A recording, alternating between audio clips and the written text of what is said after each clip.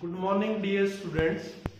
हमारी जो क्लास 12 की बुक है फ्लेमिंगो, उसका जो पोएट्री सेक्शन है उसमें एक पोम है keeping quiet by Pablo Neruda.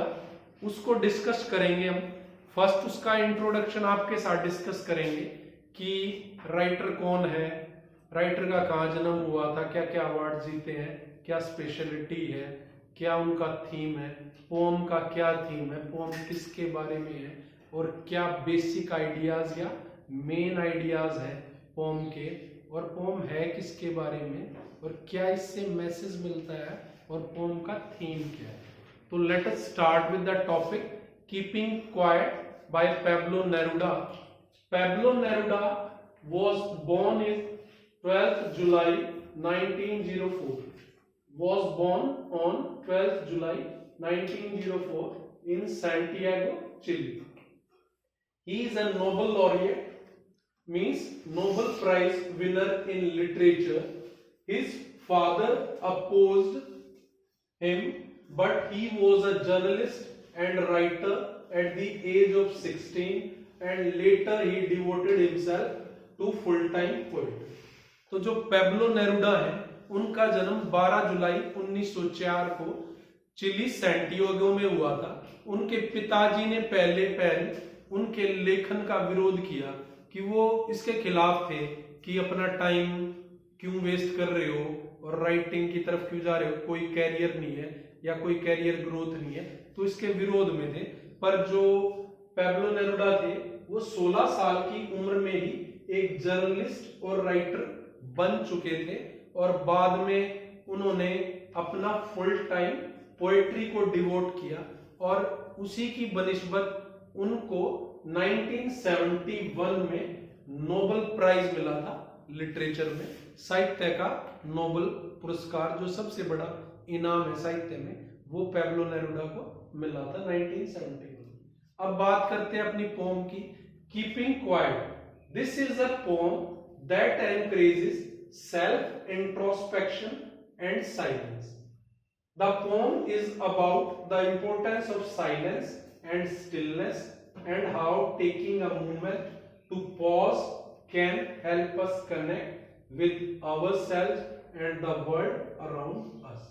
तो जो keeping quiet मतलब शांत रहना, चुप रहना, ये एक कविता है जो एनकरेज करती है सेल्फ इंट्रोस्पेक्शन और साइलेंस को।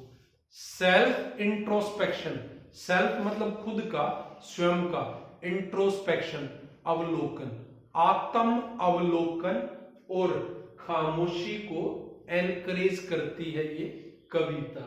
और ये जो कविता है ये है importance of silence and stillness के बारे में, कि जो खामोशी और चुप्पी है, शांत रहना है, उसके इंपॉर्टेंस के बारे में है ये कविता और बताती है कि कैसे एक क्षण अगर हम रुक जाएं, पॉज ले लें, how taking a moment to pause हमारी मदद कर सकता है खुद से जुड़ने में और हमारे आसपास की दुनिया से जुड़ने में। तो प्यारे बच्चों, कीपिंग क्वाइट एक कविता है जो प्रोत्साहित करती है, एनकरेज करती है आत्म अवलोकन और खामोशी, चुप्पी या साइलेंस।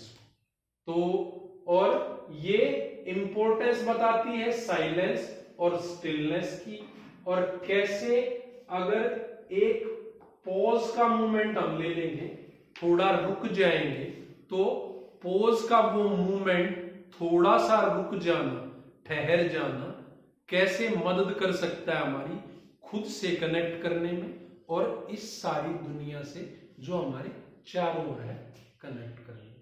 तो प्यारे बच्चों, मुझे उम्मीद है ये आपको समझ में आया होगा कि कीपिंग क्वाइट जो पोम है हमारी किस बारे में है।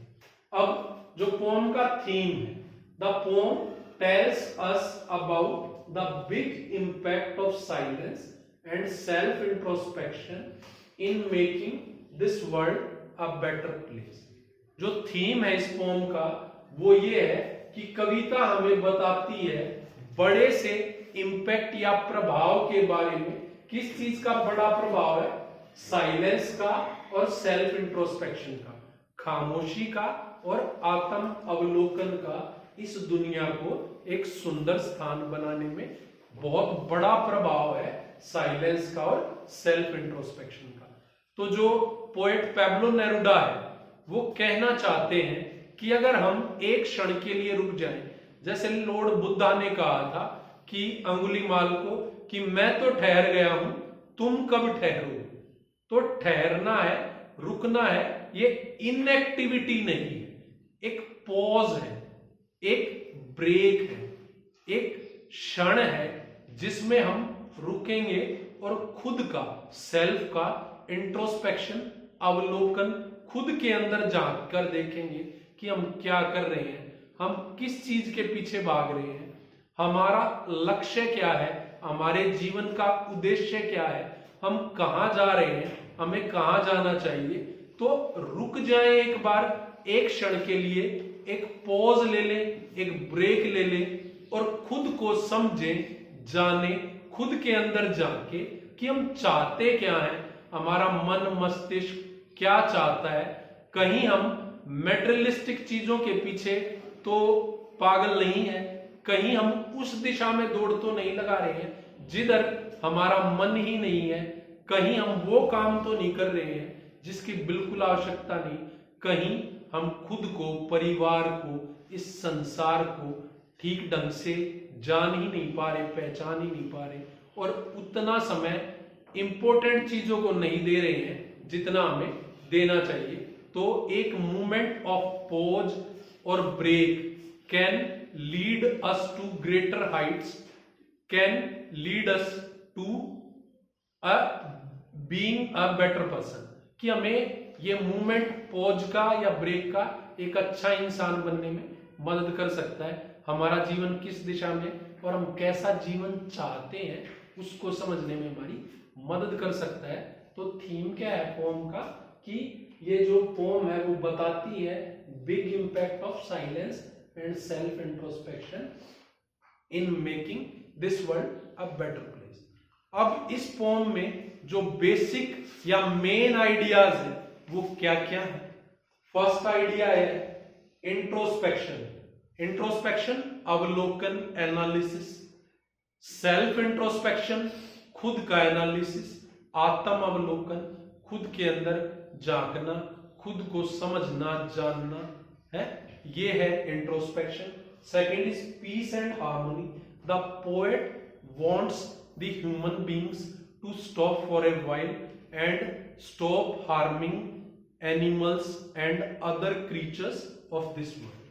जो कवि हैं पैब्लो नेरुडा वो चाहते हैं कि चारों ओर पीस और हार्मनी रहे, इंसान को नुकसान ना पहुंचाए, जानवरों को नुकसान ना पहुंचाए और रुके, थोड़ा सोचे और पीस और हार्मनी के बारे में कोशिश करें। Third one is universal brotherhood. सेनाएं ना हो और सिर्फ यारी दोस्ती हो, भाईचारा हो।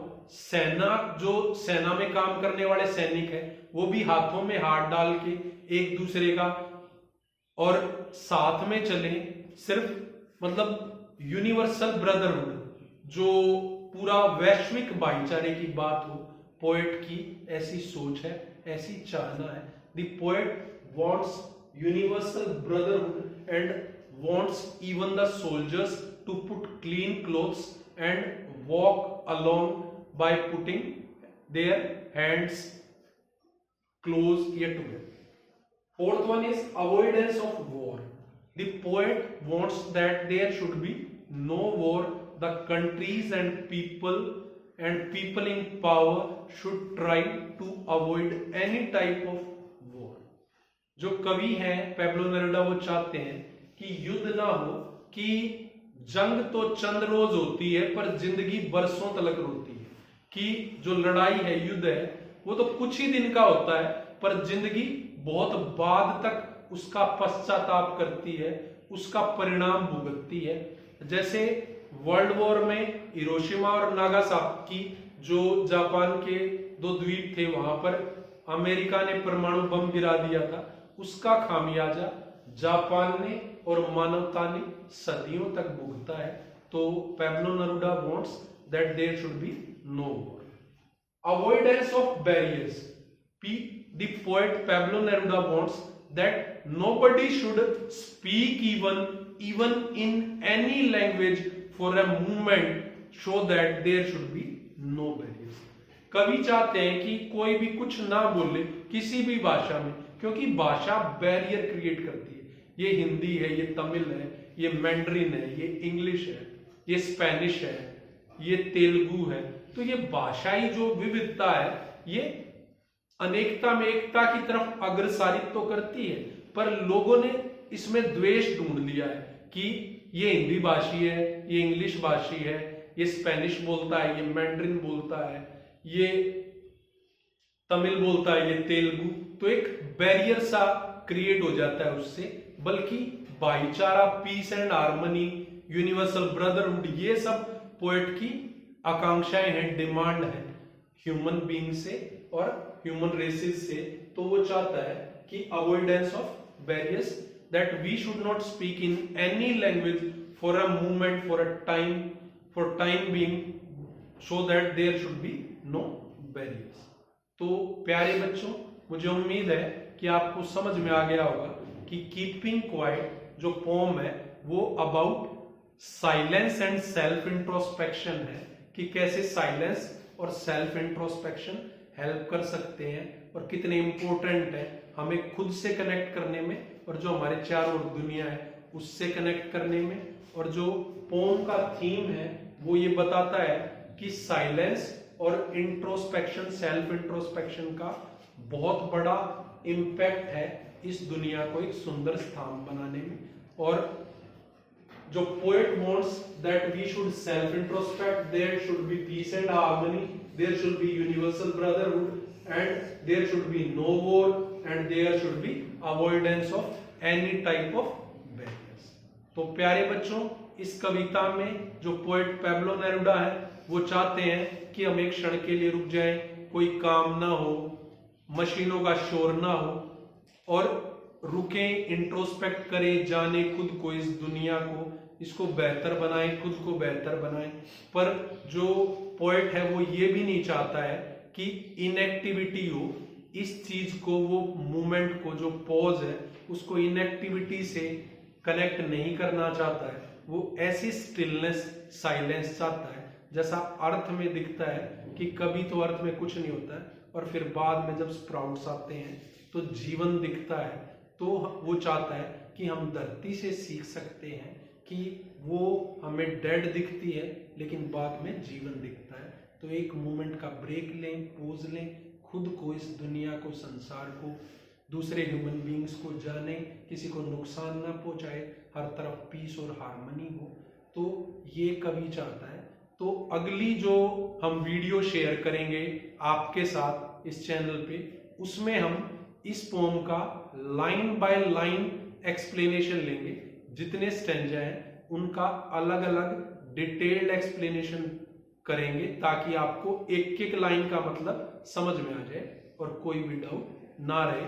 और प्यारे बच्चों, बोर्ड एग्जाम्स काफी नजदीक हैं तो आप काफी मेहनत करें और जुट जाएं अपने गोल के लिए, उस लक्ष्य को पाने के लिए। यही उम्मीद है कि आप अच्छे अंकों से पास होंगे और अपने सपनों को पूरा करने की दिशा में एक कदम और आगे बढ़ाएं। Thank you. This is all for the day. Have a nice day.